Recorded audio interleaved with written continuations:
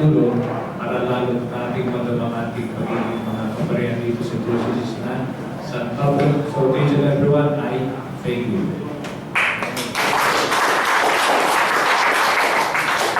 Pangalawa ay tungkol dito sa ating gagawing pastoral planning. Ang bottom line po nito ay ang gusto mangyari ng Diyos para sa ating Diocese na San Pablo. Yes. Kaya ang magkakaroon tayo ng survey, magkakaroon tayo ng kung ano, pero sa likod ng lahat ng ito, Panginoon, ano po ang gusto ninyong mangyari para sa aming Diocese? Dito pa lamang ay pinakikita ng iba. Yung method ay iba, yung purpose ay iba, at yung presupposition ay iba kaysa sa mga ginagawang survey ng SWS, mga ganyang bagay. Yan. Kaya ang tawag doon, ang primary na tinatanong ay ang Diyos.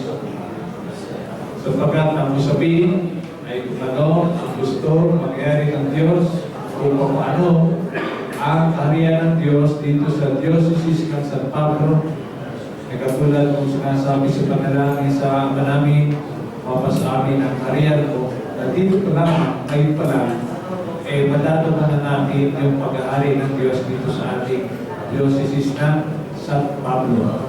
This is something that should be taken for granted. This is something that we should be aware of. It should be in our consciousness. Otherwise, magkakaroon tayo ng planning. Magiging maganda. We could produce a very good book. Pero pagkatapos na ito'y mapirmahan ng obispo, at sabihin natin, sige, pasimula na tayo, ay mararamdaman natin, ay wala yata tayong kasuhin. There's the Spirit. There's the Spirit para katupad ito ito sapagkat baka there is something that we missed along the way. At ito yung reality na ito ay plano, na sa plano ito ay kasama natin. In fact, the primary good is the Spirit at tayo ay nakikiayon lamang dito sa plano ito. Otherwise, magkakaroon natin lahat ng plano, lahat na mga nagsasayang lamang tayo ng panahon. At isa sa mga sinyalis na tayo ay nasa tamang landas, na tayo ay pinakikilos ng Espiritu Santo, ay ang tinatawag na participation.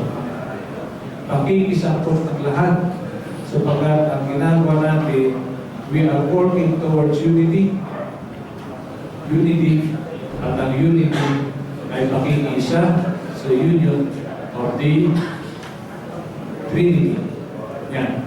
Kaya dito pa lamang sa ating ginagawang ginagawang survey, mga nagpapasimula pa lamang tayo, natigit sa ating mga kaparehan, dapat sa ating magaling yung move, yung push towards unity, natigit sa ating mga broken. Yung unity ay hindi ito na i-impose, because if unity is imposed, it's a contradiction in terms. It's a contradiction in terms. Kaya lalo nga rin yung prayer, yung kapakubabaan sa ating sarili, yung participation, lahat ito. At alam natin, hindi natin ito makokontrol. Pero ang magagawa lamang natin yung pagiging pagsunod sa Espiritu Santo. Yung use of power, use of authority, ito, it goes contrary to the working of the Spirit that you would like to happen dito sa ating gagawin plano. Sinasabi ko ito para sa pasimula pa naman ay plano na. Iba itong ating ginagawa sa ginagawang planning ng mga companies. Iba ito. Kaya kailangan natin ang facility to the workings of the Spirit. Discernment. And we need one another in this area.